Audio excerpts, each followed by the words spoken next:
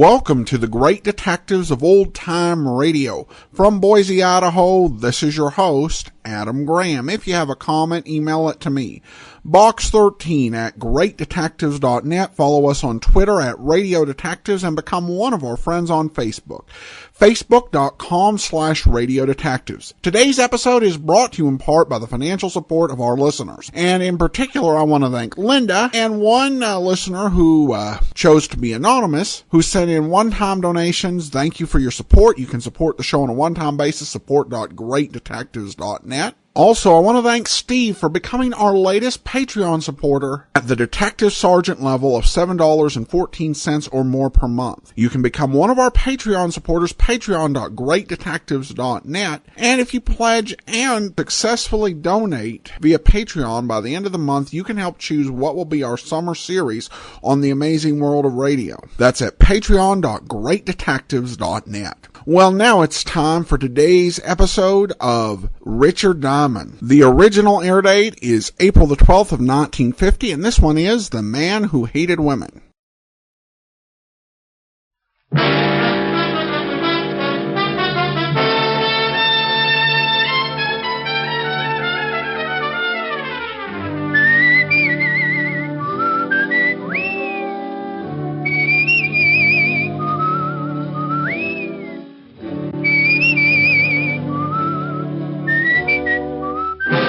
National Broadcasting Company presents Dick Powell as Richard Diamond, Private Detective.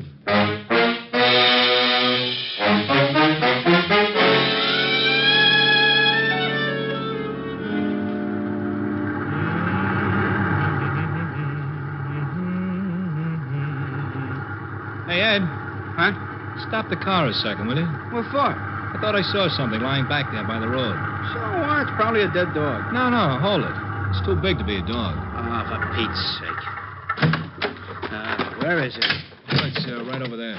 Oh, yeah. Come on.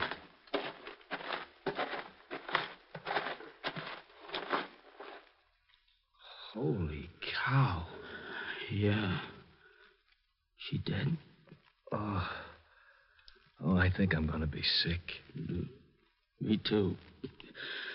Let's go call the cops.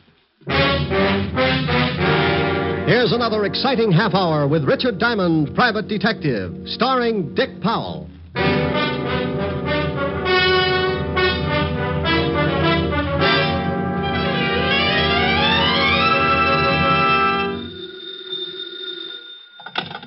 Diamond Detective Agency. If there's a corpse in your cellar and your nerves are a wreck, old Rick to the rescue if you write him a check. Oh, Rick. I don't know what I'm going to do with you. Can I make a suggestion? Please do. Feed me regularly, take me for walks, and be sure that you let me out nights. Some suggestion. You do that for a cat. Hi, Helen. Hi. How are you? No, I don't know. I think I'm a nervous wreck. What from? You remember when you said I ought to take up something to keep me busy in the office? Yes. You remember you mentioned knitting? Oh, no. Oh, yes. I've dropped more stitches than a cross-eyed surgeon. You idiot. I was only fooling. Well, don't laugh. I was making Francis a pair of screaming argyles. Keep with it, Strongheart. You'll win out. Ah, you're darn right I will. Oh, what I said. Darn. Get it? Ellen, are you still there? Yes, Rick. Wasn't funny? No, Rick. Okay, come on over. Let's neck. Yes, Rick. Shame on you. Yes, Rick. I'll see you about 8. Oh. You don't sound very happy. That's such a long way off. Give you time to make plans. Bye. Bye. Now, let's see. I gotta take out 1, 2, 3, 5 rows. Yeah, what is it? Rick? Oh, how are you, Walt? Very unhappy. You should see me. I've got to take out 5 whole rows just to pick up one lousy stitch. What? Now, forget it. What are you unhappy about? I'll tell you about it when you get down here. Well, the 5th Precinct's 20 blocks. Can't you give it to me over the pipe? I wouldn't ask you if it wasn't important, and I'd rather not say anything over the phone. Okay. Stop making like life-facing Portia. I'll be down as soon as I finish this heel. Heel? Yeah. If you must know, I've taken up knitting. Coming from you, I am unmoved. I don't care if you're building sergeant notice a fur-lined money belt. Get down here as fast as you can. All right, Walt. But you'll be sorry when it starts getting cold again, and I won't knit you a sweater to cover your rural blue berry. Oh, now you get over here. Bye, Walt. Getting Walt's goat was a sport with me. Whether he'd admit it or not, he got a kick out of it, too. Sometimes I wouldn't stay on the rib as long as I usually do, but that was only because Walt always starts sounding just a little bit worried.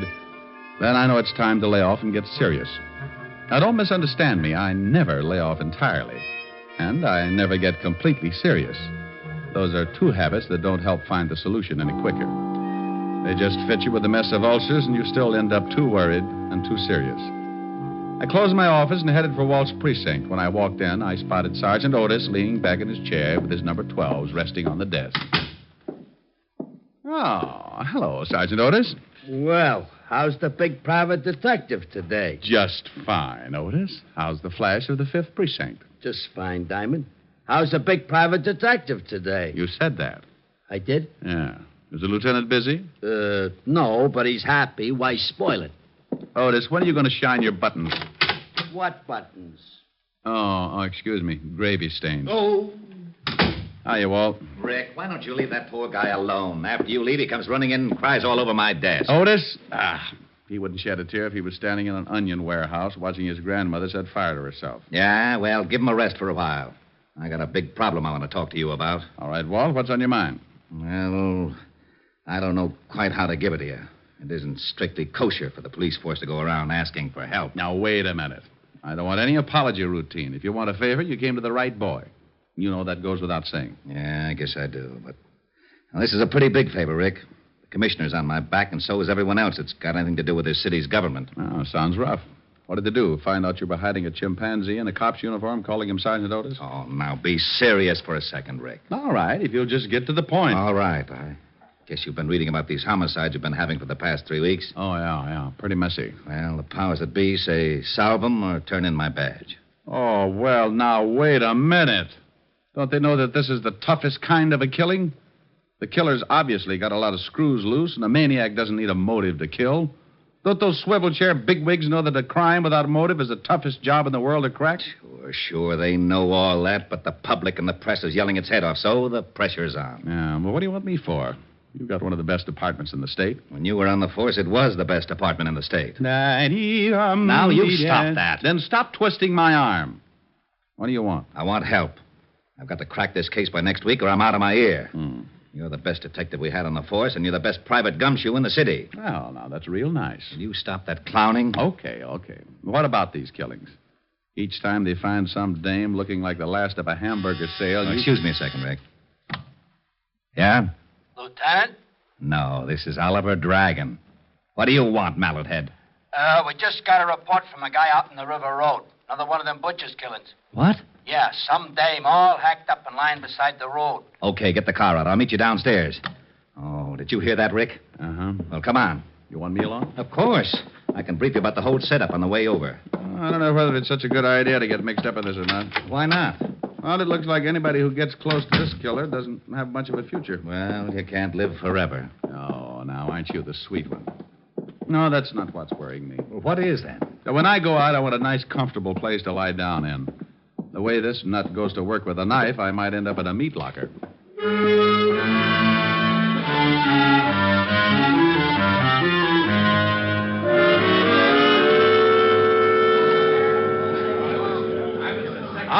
All right, everybody back.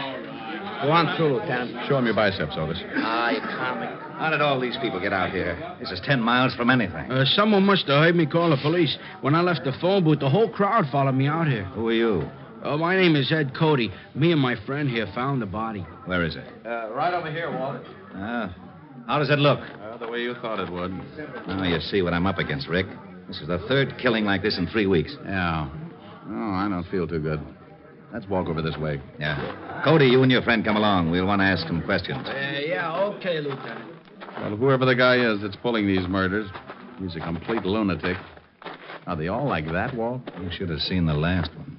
Hey, how'd you guys happen to spot the body? Well, I saw it first, and I told Ed here. We were just driving along when Mac spotted something lying beside the road. I stopped the car and we got out. When I saw what it was, I left Mac here and went back to town to call you. What's your full name, Mac? McCarthy. John McCarthy. Okay. What are you doing, Rick? Oh, looking at the road. That's your car up there, Cootie? It's Max. I was just driving. Now, you went ahead how far before you stopped? Well, about 20 yards. You won't find much, Rick, even if the road is soft. Their car and then the other one would have blocked out the killer's tracks. Hey, maybe he didn't use a car. Maybe he walked her out this way and then killed her. No, this place is 10 miles from anything. He drove all right. And this crowd has ruined any footprints for sure. Oh, here come the boys. Come on, Rick. As soon as they start examining things, we can get back to the station. Yeah, I want to go through the whole file on the last 2 killings. You won't find much. A change of reading never hurt anyone.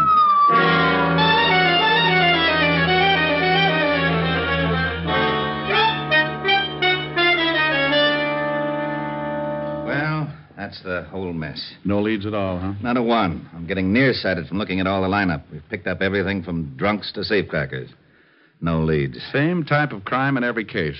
This killer's got a crazy streak as wide as Broadway. Wait till the commissioner hears about this one. Walt. Yeah? Give me a pencil. Now, tic-tac-toe is out. I got a headache. Stop waving your gills and give me a pencil. Here. What are you doing with that map? Drawing circles. Now, you stop that. That's the scale of this city, and I don't want it loused up by your doodling. Look at that. So you make a dandy circle. Well, thanks. What's it for? How should I know? You drew it. Drew what? The circle. Wasn't that a little foolish? Of course it was. That's what I'm yelling about. Well, that's bad for you. What is? Yelling. I know it. I thought you said you didn't know. Know what? About the circle I just drew. What circle? The one on the map. That's what I was yelling about. Well, why? You didn't draw it. I know I didn't. You did. What for? How should I know? You're a policeman. What in blazes has that got to do with it? You were a rookie, weren't you? Of course I was. You worked your way up to sergeant and then head of homicide, didn't you? You know very good and well I did. Wasn't it a little tough? You bet it was. I pounded a beat for 4 long years. I did it by the sweat of my brow. Now, wait a minute. How did we get into this? You asked me about this circle I drew. I did? Yes, Walt, but you didn't know what it was for. Oh, yeah. Well, what is it for? For you. You like it? It's not bad. Oh, I knew it. I knew it. You lowlife, you conniving, dirty, underhanded louse. You always do this to me. I think you sit around nights and pull the wings off of flies. Moths. All right, moths. You sit around and dream up little monstrosities to put on the police force and use me as a guinea pig. Right, guinea pig. You call me, Lieutenant? No, get out of here, you idiot. Yeah, Lieutenant. Diamond, for once I'm going to find out what's at the end of this merry-go-round. I want to know about that circle. And I'm going to get it out of you if I have to shove that map down your throat. It was that. Huh? It was that you said, listen, this is the commissioner. Oh, not you, Commissioner. Hey, and then I can't have of these killings. Yes, Commissioner. I want you to put on more pressure. Yes, Commissioner. What have you done about the latest one? Well, I just went out and looked at the body. Well, that isn't enough. Yes, but... This department has been sitting around long enough. But... I'm giving you 5 Annie. I have action and plenty of it. But... Your motor's running. You shut up. Eh? Oh, no, Commissioner, somebody else. All right. But if I don't get some action in the next 24 hours, you're going to be plenty sorry. Yes, Now sir. get busy on it, and I'm not kidding. Get back. Yes, sir. Oh. Who was it? I am not talking to you. Don't you want to know about the circle? No. Fine. Well, when I was looking over the reports on the killings, I noticed something. You don't say. Say what? Okay, if you don't want to play. Be a sorehead all your life. Well, I noticed that all of the killings, including the one we looked at this afternoon, were within at least 10 miles of each other. And the first one, this one right here, was exactly in the opposite direction from the last one. Bully for you. No, it's nothing. Well, using the first and last homicide for the edge of the circle, we find that the other killing also falls within the sphere. Okay, so what? Getting interested? Well, the girl this afternoon had been dead for about, 14 hours, wouldn't you say? Yeah, but the coroner can come closer. Well, about, anyway. In the other 2 cases, it says that both girls were killed about 3 in the morning. If the last one was dead 14 hours, she comes close to that time, too. Okay. What does that prove? Not a thing. But it's something to go on. This is a wild one, Walt. But let's say that our killer started off with his victim somewhere, within that circle. To drive 5 miles, half the distance of the circle, it would take him, about... 15 minutes. 15 minutes. Now, that means he left his starting point around 2:45. That's a funny hour to be so consistent. You're right. Bars close at 2. 45 minutes to talk a dame into a ride. Might be. Well, I'll be darned. I may be all wet. The killer probably started from somewhere outside the circle. But we can start by eliminating the idea of the night spots anyway. Yeah, Lieutenant. Send out a 508 and get everybody in here. I want to check on all the night spots from, 45th Street and Broadway at the center of the circle. From 45th Street and Broadway for 10 miles in every direction. Yeah, Lieutenant. Now, that means cafes, bars, bowling alleys, anything that stays open until 2 or after, and step on it. I hope we're right. So do I. I don't like walking on eggs. Then sit down. Who knows? You might hatch something.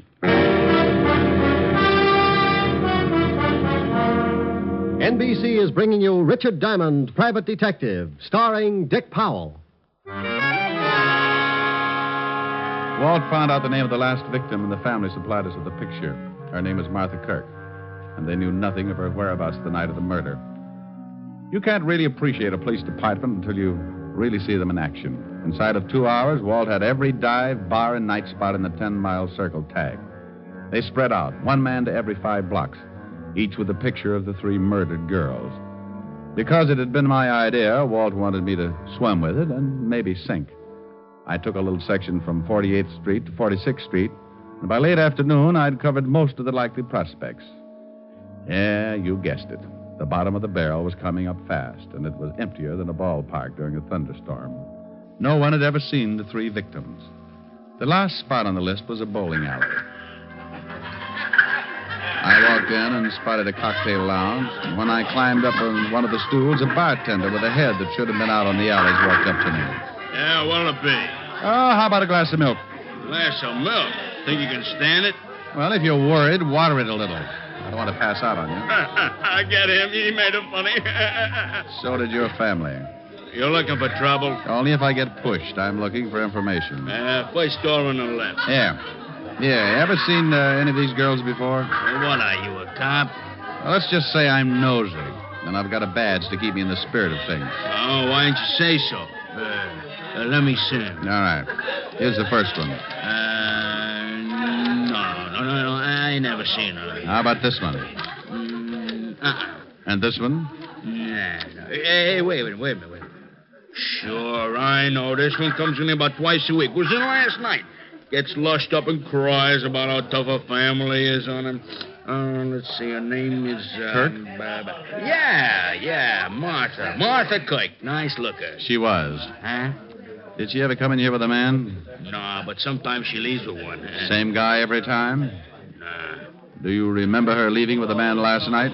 Hey, yeah. Come to think of it, she did. What time? About 2:15. We stopped serving at 2. Right on the dot, that we do. Oh, that you do, yeah. Okay. Think you'd know the guy if you saw him again? Sure, he comes in a couple times a week, too. I seen him pick up a couple of strays. I guess you call him a wolf. Yeah, with a hatchet. Huh? Forget it. Where's your phone? Right over there. Hey, here, use a slug. It's on the house, officer. Thanks. I hope nothing's happened to Martha. She was a rotten drunk, but a wonderful kid. Well, she was, huh?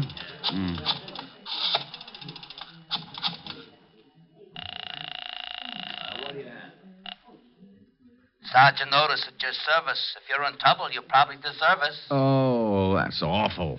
Okay, Diamond, you don't have to get nasty. Shut up and get me the lieutenant. One moment, please. Lieutenant Levinson. You can forget about retiring, Walt. You got something? Yeah, looks like. What did your boys turn up? Nothing yet. What is it, Rick? Don't play games now. Get over to the 47th and 9th. You know the bowling alley in the middle of the block? I'm in the bar. Want me to bring the boys? No. This is one we've got to play quietly. I don't want to scare our ghoul off. I'll be right down. Hey, bartender, what about that milk? Oh, yeah, coming up. Hey, is it going to be a pinch? There is, Buster. There certainly is. Walt romped in about a half an hour later, and he talked with the bartender. He finally looked satisfied. He had to, because it was the only lead that had turned up. We told the bartender to tip us if the guy showed again, and we sat down to wait. Maybe my rabbit's foot started thinking it was back with the quartet, because around 1 o'clock it started kicking. The bartender gave us a nod just as a big guy wandered in and sat down at the bar. He weighed in at about 220, and his clothes were sloppy. He ordered a drink and started eyeing a cute little number sitting at the other end of the bar. Let's take him. Now, hold it, Walt. He's making a pitch. What? The dame at the end of the bar. So he's making a pitch. What do you want him to do? Wait around till he takes her out of here? Maybe you'd like to help him sharpen his axe. Look, you haul him in now, you'll have to beat it out of him. You want him to pick the dame up? Is that against the law? Arrest me. Stop your clowning. You'd rather catch him with the goods, wouldn't you? Yeah, but... Now, don't start that again. You butted the commissioner to death. Just relax. Maybe you can pick up a few pointers. Our big boy moved all right up to the seat next to the cute little girl. She was under full sail and didn't seem to mind at all. He landed at 1:15. At 1:30, he'd established a firm beachhead. And by 2 o'clock, there was a flag raising. Okay, he scored.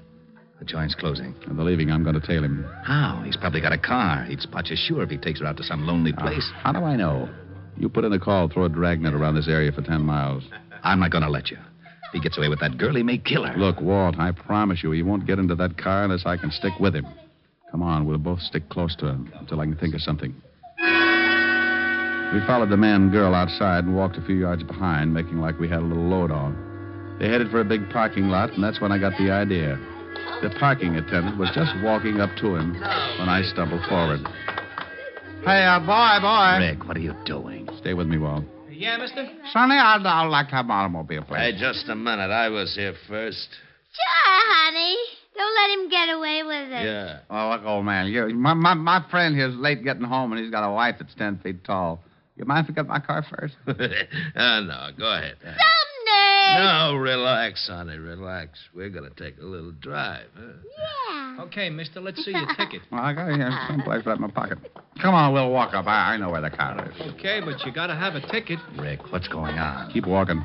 Hey, I thought you was loaded. Keep going with the police. You what? That's right. Well, what's wrong? Which one is that guy's car? You mean the guy back there with the dame? Yeah. Well, he gave me his ticket. Oh, it's right over there, the coupe. Rick. Come on. I'm going to climb in that trunk, and you're going to get in your car and tail us. But stay far enough behind so that he doesn't spot you. Okay, but I think you're crazy. Is the trunk open? Yeah. I'll get going. Well, they'll see me coming back. Well, then tell him you forgot something in the bowling alley. I passed out in my car. All right. And, son. Yeah? Don't let on that anything happened. We think that man is a killer. Oh. I squeezed into the trunk and waited. About 2 minutes later, the lovebird showed up and got in the front seat. Oh, very much. I rode like that for about 15 minutes, and it wasn't bad until we hit the dirt road. Then my inside started bouncing around like a pound of rice in a wind tunnel. We drove for about 10 minutes more and came to a stop. I raised the trunk just enough to get some fresh air and listen. I didn't want to climb out because they'd feel the movement up in front. I was sure they could hear my breathing. Oh. What are we stopping for? I thought maybe that... Huh? I wanted to look at the pretty scenery. Well, how can you? So dark.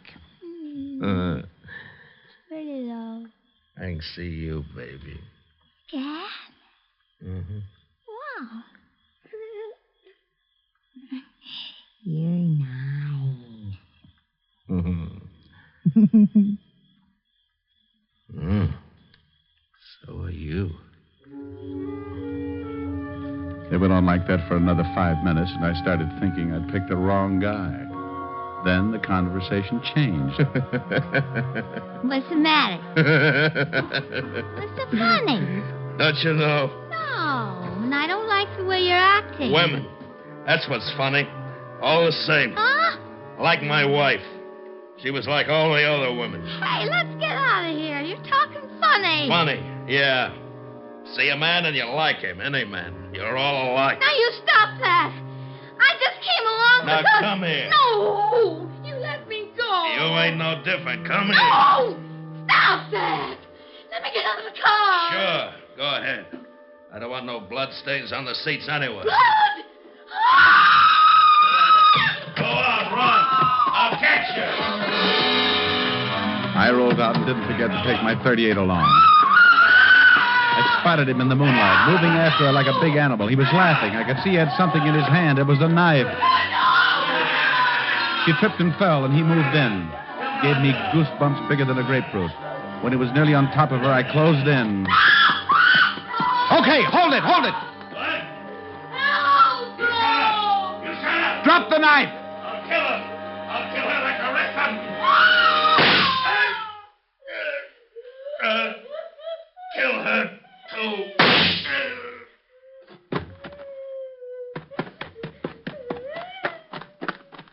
You all right? I'm glad you got here. All right, now just take it easy. It's all over. It's all over. Are you sure you're all right, honey? You know something? No, what? I think that man is crazy.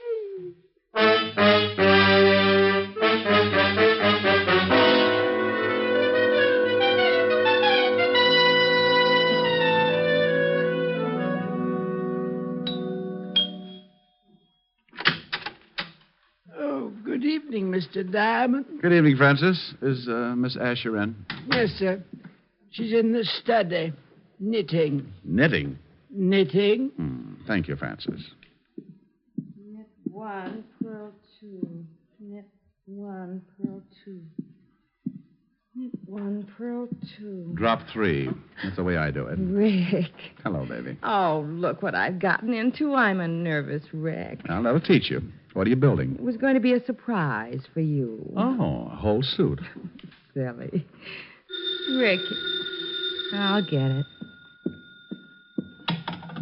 Hello? Helen, is Rick there? Oh, just a minute. It's Walt, Rick. Oh, well, give me that phone. Where are you? Why didn't you follow me like I told you to? Well, something happened. Well, what happened, you big ox? I could have been killed out there. I'm sorry, but... Why didn't you follow me? I got caught in the Triborough Bridge, and I didn't have a quarter. Why didn't you use your police badge? Holy smoke. Now you tell me. Ricky, Oh, yeah. I need relaxing. You need relaxing.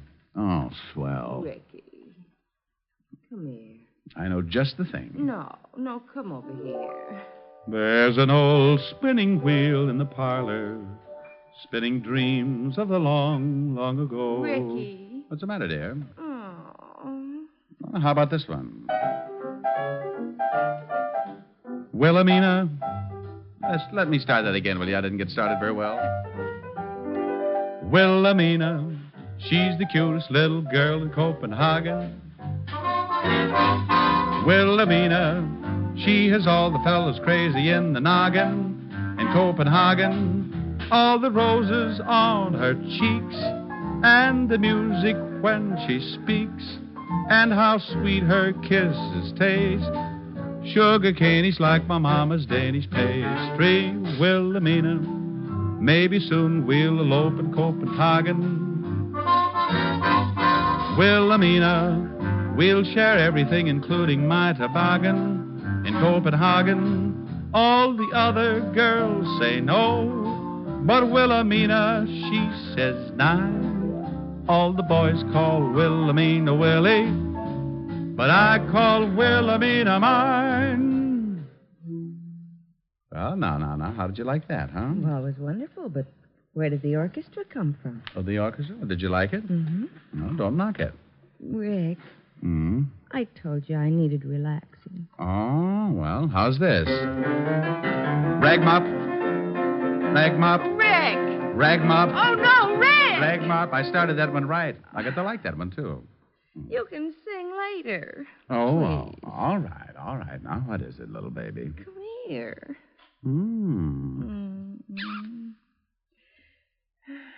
You know something? What? I may never sing again.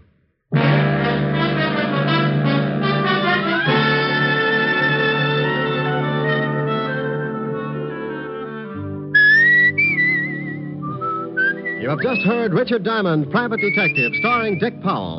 Lieutenant Levinson was played by Ed Begley, who soon will be seen in the MGM production Stars in My Crown. Also in the cast were Virginia Delvey, Wilms Herbert, Lorene Tuttle, Bill Conrad, Peter Leeds, and Jack Crucian. Music was under the direction of Frank Worth. Tonight's show was written by Blake Edwards and directed by Warren Lewis. Dick Powell currently may be seen in the motion picture version of the best-selling novel, Mrs. Mike. Look for the private life story of Dick Powell, Pie Face and the Private Eye, in the May issue of Movie Stars Parade on your newsstands now. This is Eddie King inviting you to be with us next Wednesday at this same time, when we will again bring you Dick Powell as Richard Diamond, private detective. Dimension X, from the annals of science fiction, a new radio series about men and science and a future destiny. Saturday on NBC. Hear Dimension X.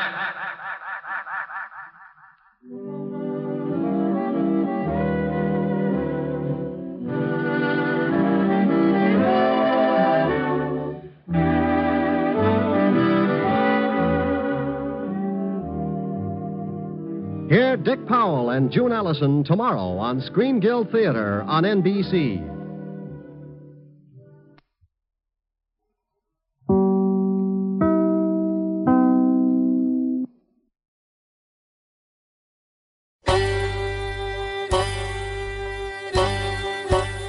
Hi, this is Andrew from OTRWesterns.com. I wanted to invite you to come take a look at our site where we put out podcasts of old-time radio westerns.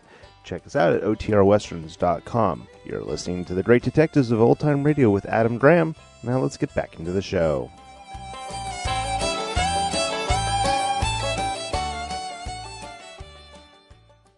Welcome back. A few days ago, a listener asked about script reusage, and this is a case in point. This program, pretty much the same script. I think there may have been a few changes, but pretty much the same script was used about 9 months before on July 16th, 1949. Like I said, I believe there were a few minor changes. The name of Virginia Gregg, given as Virginia Del Valle here, is somewhat interesting, because she actually married Jaime Del Valle in 1948. This is actually the only time I've heard that particular name used in a script, though there might have been others. Now to listener comments and feedback, and we start with a comment from Matt. My good man, Adam, I do enjoy the podcast and even your commentary, to a point. It may be helpful to you and your listeners if you first write down what you intend to say, or at least rehearse it a couple times before going on the air. Have you ever listened to yourself? And he gives me a link to an episode. He says, I find myself counting the number of times you say, and just trying to help.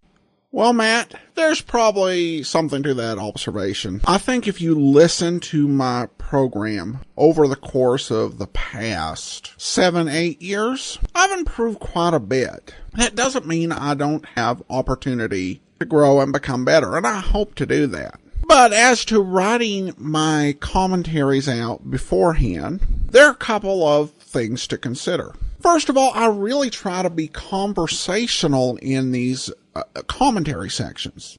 And I think trying to write every single thing out beforehand might be a little bit detrimental to that, particularly when we get to these sort of sections. But even more than that, I do 8 podcasts per week, plus 3 specials per month for those who have the premium app, plus another special every 50 episodes. If I were to sit down and write out everything I was going to say beforehand, I would probably be looking at 2 to 3 additional hours per week on the podcast. And sadly, this podcast isn't the main way that I earn my living. And there are only so many hours that I can really devote to that. And we do quite a bit already. And I apologize for those listeners who find that a bit annoying. It's certainly not my intention.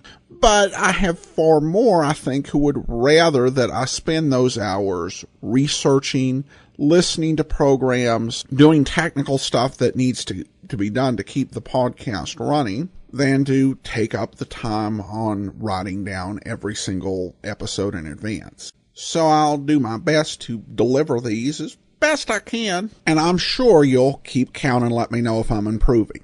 We also have some comments regarding episode 2141, The Photographer's Card. And Brian writes, love this show. I get sad thinking it will end someday, but not today, so I'm happy. Well, we have got quite a while until this program ends, and the best thing about it is that we can always revisit it later, at least individually, if not replaying it on the whole show. Joey makes an observation. Rick ends up in a murdered man's apartment. He calls the police and gets their help. If this happens to Boston Blackie, he would be arrested.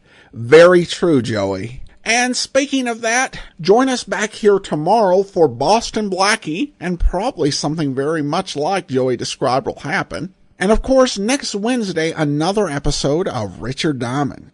In the meantime, send your comments to box13 at greatdetectives.net. Follow us on Twitter at